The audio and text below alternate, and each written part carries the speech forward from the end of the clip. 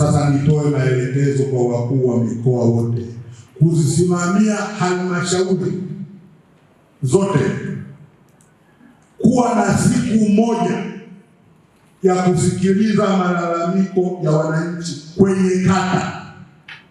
Yaani mkurugenzi identify kwenye wiki 52, wiki ya kwanza ataenda kata gani na CMP yake, waende wakasikilize matatizo ya wananchi kwetu.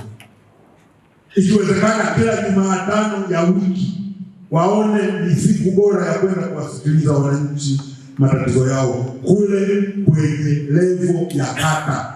Kule ni rahisi wananchi walioko kwenye vijiji vinavyozunguka kata ile kufika katani na kusikilizwa na viongozi wa halmashauri akiwemo mkurugenzi na wakuu wake wa idara wote. Hili tukiweza kusikiliza na kutatua changamoto zile, tutawapunguzia viongozi wetu wa juu kero ambazo wanakutana nazo. Tunamshukuru sana Mheshimiwa Waziri Mkuu kwa kweli, kwa hili amelifanya kwa moyo wake wote, na tunaona namna gani ambavyo watu wanatoa yale walionayo na anarejesha tabasamu kwa wananchi. Kwa hiyo kwa mantiki hiyo sasa, wakuu wa mikoa, simamieni swala hili kwenye level hiyo ya halmashauri, watenge siku moja kila juma wahakikishe kwamba wanakwenda kusikiliza kero za wananchi.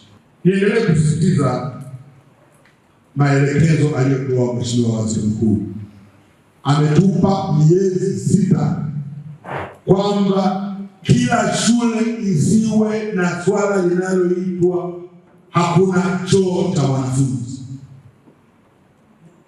hakuna choo cha walimu. Tumepewa miezi 6. Unafahamu maana yake yale maelekezo ya Waziri Mkuu ni kwamba ninapimwa mimi, anapimwa katibu mkuu, anapimwa DEA, anapimwa RIO, anapimwa afisa elimu sekondari ya halmashauri, anapimwa afisa elimu sekondari wa msingi. Ninawaomba sana, amezungumza nadhani ni Mwalimu Toba daktari, kwamba mnapofanya vizuri, ndugu zangu, mnafanya mimi nifanye vizuri. Ndugu viongozi, pamoja na juhudi kubwa ya serikali na juhudi ambayo Mheshimiwa Rais wetu Daktari Samia Suluhu Hassan ameendelea kuifanya, nasi tuangalie tuna changamoto ambazo ziko ndani ya uongozi wetu. Mojawapo changamoto kubwa ni kumomonyoka kwa maadili katika jamii zetu. Sisi walimu tumepewa kazi kubwa ya kuilea na kuilinda jamii. Kwa hiyo tuone namna gani nzuri tunaweza kupunguza ama kuondoa kabisa mmomonyoko wa maadili katika jamii zetu. Tunapowalea vizuri vijana wetu, maana yake tunakwenda kuwa na jamii ambayo ina maadili mema. Tunazungumza tehama. Tehama hii bado na yenyewe ni changamoto kubwa. Leo hii ukifika nyumbani kwako, wakia likizo wa vijana ambao hii ndio mnakaa nao sasa kwa muda wote, wanaporudi pale nyumbani, kila mtu akichukua simu pale nyumbani, mnaweza msiongee.